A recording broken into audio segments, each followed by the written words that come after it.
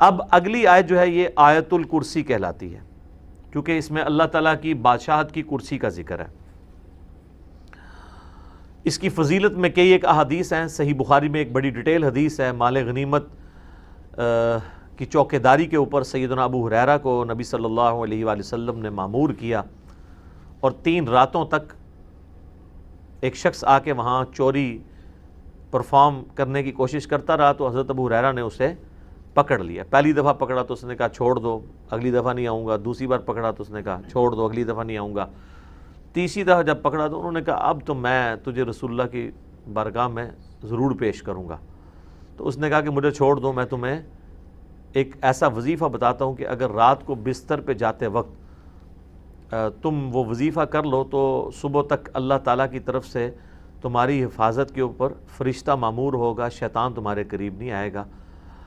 یہ حدیث صحیح بخاری میں 2311 ہے، انٹرنیشنل نمبر کے مطابق ہمارے صبح و شام کے اذکار میں بھی ہم نے ڈالی ہوئی ہے۔ تو پھر اس نے جو وظیفہ بتایا وہ ہے کہ آیت الکرسی رات کو بستر پہ جاتے وقت پڑھ لیا کرو۔ تو حضرت ابو ہریرہ نے اس کو چھوڑ دیا۔ نبی الاسلام ہر موقع پہ جب وہ صبح بتاتے تھے تو نبی صلی اللہ علیہ وآلہ وسلم فرماتے تھے وہ جھوٹا ہے، آج پھر آئے گا۔ تو خیر وہ بھی سمجھدار تھا، وہ تیسری دفعہ جب جھوٹا ہے وہ چوتھی دفعہ آیا نہیں ہے۔ تو تیسری دفعہ حضور نے کہا کہ 3 دنوں سے تمہارا جو آنے والا وہ مہمان تھا نا، وہ شیطان تھا جو انسانی شکل میں آیا تھا، ہے وہ جھوٹا ہے لیکن اس نے بات سچی کی ہے۔ تو یہ ایک اصولی بات ہے کہ سچی بات اگر جھوٹا بھی کرے تو اس بات کی تصدیق کر دینی چاہیے۔ تو وہ آیت الکرسی کا وظیفہ مل گیا۔ اسی طریقے سے سنن نسائی الکبریٰ میں اسی کی ایکسٹینشن ہے۔ سنن نسائی الکبریٰ کے اندر ایک حدیث ہے، امام نسائی نے اس میں ایک چیپٹر باندھا ہے عمل الیوم واللیلہ، وہ سنن نسائی الکبریٰ کا چیپٹر ہے۔ اس میں انٹرنیشنل نمبر کے مطابق ہے یہ 8017 نمبر حدیث، حاکم میں بھی موجود ہے اس کا کچھ حصہ 2064، کہ جو شخص صبح کے وقت آیت الکرسی پڑھ لے شام تک وہ اللہ کی حفاظت میں رہتا ہے شیاطین سے، جنات سے، اور جو شام کے وقت ایک دفعہ آیت الکرسی پڑھ لے صبح تک حفاظت میں رہتا ہے۔ تو یہ اللہ کا شکر ہے کہ جو لوگ فجر اور مغرب کی نماز پڑھ رہے ہیں وہ آٹومیٹکلی آیت الکرسی پڑھ لیتے ہیں۔ اب جس نے فرض نماز کے بعد آیت الکرسی پڑھ لی ہے نا، اسے دوبارہ سے یہ ذکر کرنے کی ضرورت نہیں ہے، وہ اس میں امپلائڈ ہے، وہ شامل ہے، دوبارہ کر لیتا تو بہت اچھی بات ہے۔ اور ایک اور فضیلت ہے جو سنن نسائی الکبریٰ میں ہی ہے، 9928 نمبر حدیث ہے اسی عمل الیوم واللیلہ چیپٹر میں، کہ جو شخص نماز فرض ادا کرنے کے بعد نماز فرض آیت الکرسی پڑھ لے گا وہ مرتے ہی جنت میں داخل ہوگا، لیکن اس میں نماز شرط ہے۔ تو یہ بھی ایک فضیلت ہے اس اعتبار سے۔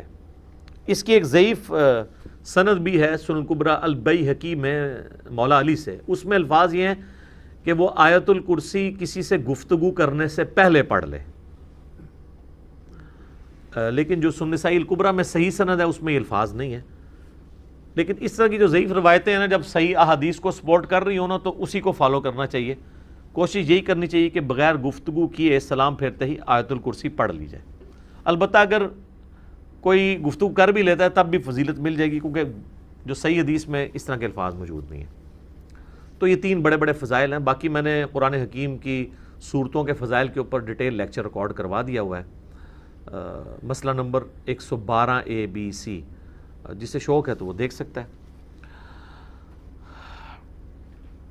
اللہ لا الہ الا ہو، اللہ ہی ہے وہ کہ نہیں ہے کوئی معبود سوائے اس کے، الحی القیوم، وہ خود سے زندہ ہے اور باقی سب کو قائم اسی نے رکھا ہوا ہے، سب کو زندہ رکھنے والا وہ ہے، باقیوں کی زندگی اس سے مستعار ہے، اس کی زندگی حقیقی ہے، اپنی ہے۔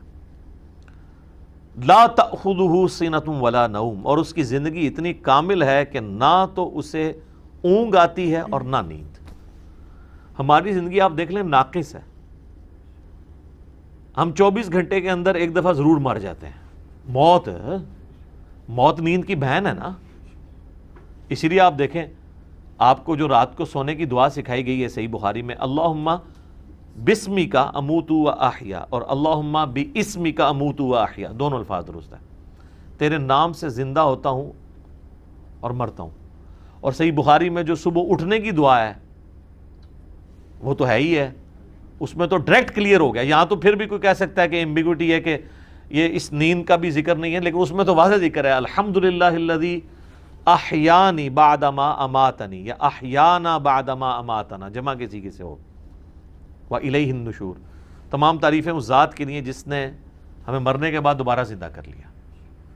پھر سورہ الزمر میں بھی آتا ہے کہ اللہ تعالیٰ ہی ہے جو رات کو جب تم سوتے ہو تو تمہارے نفس کو قبض کر لیتا ہے, پھر جس کو اپنے پاس رکھنا ہوتا ہے اسے روک لیتا ہے, جس کی باقی ہوتی ہے اس کو دوبارہ واپس بھیج دیتا ہے.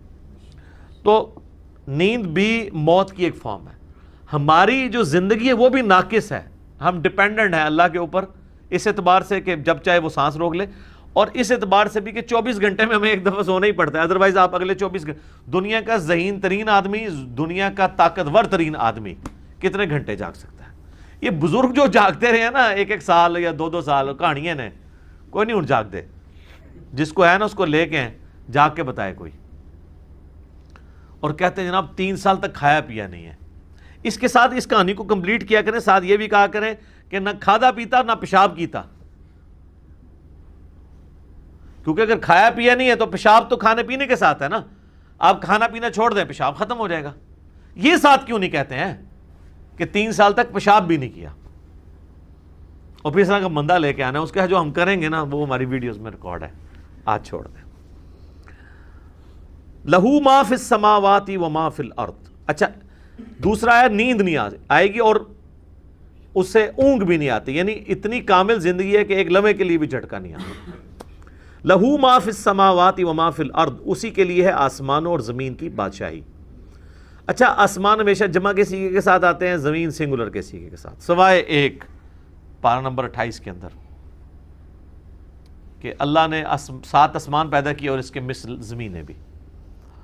چونکہ یہ اللہ تعالیٰ کی طرف سے ایک میریکل پلانٹ ہے روئے ارض, زندگی ابھی تک یہیں پہ دریافت ہوئی ہے جس زندگی کو ہم جانتے ہیں, اس لیے اللہ تعالیٰ اسپیشلی اس کا ذکر کرتا ہے. تو قرآن میں جب بھی آئے نا کہ آسمانوں اور زمین کی بادشاہت سے مراد پوری کائنات. من ذا الذی یشفع عندہ الا باذنہ, کس کی جرأت ہے کہ اللہ کے حضور کسی کی شفاعت اور سفارش کر سکے سوائے اس کے اذن کے. ظاہر ہے کسی کی جرأت نہیں ہے.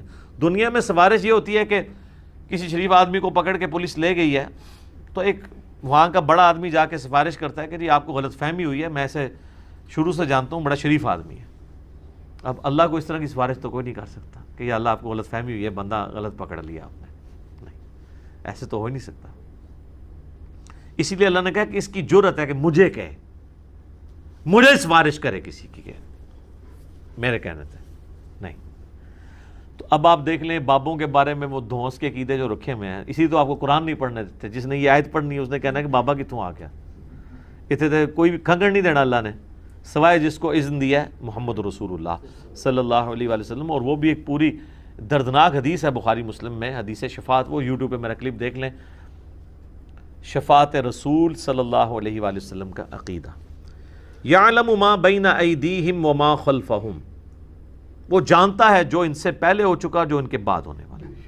یعنی اللہ تعالیٰ ہمارا جس کی سفارش تم میرے پاس لے کے آؤ گے نا, مجھے پتا ہے اس نے پہلے کیا کیا اور آندہ کیا کرنا ہے, مجھے بتا رہے ہو. اور ایک معنی یہ بھی ہے کہ جو سفارشی بھی ہے نا اللہ تعالیٰ ان کو بھی جانتا ہے کہ ان کا علم پہلے کا کیا تھا اور بعد کا علم کیا ہے. اللہ تعالیٰ نے ہر ایک کو اپنے علم سے گھیرا ہوا ہے. وَلَا يُحِيطُونَ بِشَيْءٍ مِّنْ عِلْمِهِ إِلَّا بِمَا شَاءَ, اللہ کے علم کو کوئی نہیں گھیر سکتا سوائے اللہ تعالیٰ جس کے لیے چاہے تو اس کے اوپر کوئی علم آشکار کر لے. یعنی اللہ تعالیٰ کے علم کو کوئی اور مخلوق نہیں گھیر سکتی. اللہ نے سب کو اپنے علم سے گھیرا ہوا ہے سوائے اس کے کہ وہ جو سورہ آل عمران میں بھی آتا ہے 179 نمبر آیت میں کہ اللہ کی یہ شان نہیں ہے کہ وہ اپنے غائب کے اوپر کسی کو اطلاع دے سوائے اپنے پیغمبروں کے, اور تمہارا کام ہے اللہ اور اس کے پیغمبروں پر ایمان لاؤ. پیغمبر وہ ہستی ہوتی ہے کہ جس کو اللہ تعالیٰ غیب کی خبریں دیتا ہے, غیب کا علم دیتا ہے اتنا جتنا اس کے لیے پسند فرماتا ہے. علم الغیب کے اوپر میرا مسئلہ نمبر 6A اور 6B آپ دیکھ سکتے ہیں, وہ ڈیٹیل ٹاپک ہے. تو جتنا جس کے لیے چاہتا ہے اللہ ظاہر فرماتا ہے اور جس کے لیے نہیں چاہتا ظاہر نہیں فرماتا. اچھا یہ اب بعض علم الغیب ایسے ہیں جو اللہ تعالیٰ نے انبیاء کرام کو دیے ہیں، اور بعض یہ ہیں جو ہمارے اعتبار سے وہ آپ سمجھ لیں ان سین علم ہے، لیکن چونکہ وہ فزیکل ورلڈ کے ساتھ تعلق رکھتے ہیں اس لیے ہم اس کو علم الغیب کا لفظ تو نہیں بول سکتے، لیکن چھپے علوم ہیں، جیسے سائنٹیفک جو بڑے بڑے راز ہیں اس کائنات کے وہ لوگوں نے دریافت کیے ہیں۔ میگنیٹک فیلڈ کا دریافت کرنا، کمپاس بنا لینا، فیراڈے نے 8 سے 200-300 سال پہلے ہی ہوا ہے نا بجلی والا معاملہ، دنیا میں بجلی آئے ہوئے میکسیمم 150 سال گزرا ہے، اس سے پہلے بجلی نہیں تھی۔ تو ایک انسان پہ اللہ نے راز کھولا ہے نا کہ اگر کسی کنڈکٹر کو میگنیٹک فیلڈ کے اندر موو کیا جائے تو اس میں وولٹیج پیدا ہو جاتی ہے، ای ایم ایف انڈیوس ہو جاتی ہے۔ یہ فیراڈے کو اللہ نے راز سمجھا دیا نا، نیوٹن کو کئی ایک چیزیں باتیں سمجھا دی، آئنسٹائن کو سمجھا دی، تیل زمین سے نکل آیا، گھڑی بنا لی، اتنی ساری چیزیں ہیں، جہاز بنا لیے، جیٹ انجن بنا لیے۔ تو یہ اس کائنات کے راز اللہ تعالیٰ لوگوں پہ کھولتا ہے۔ وسع کرسیہ السماوات والارض، اسی کی کرسی نے آسمانوں اور زمین کو گھیرا ہوا ہے۔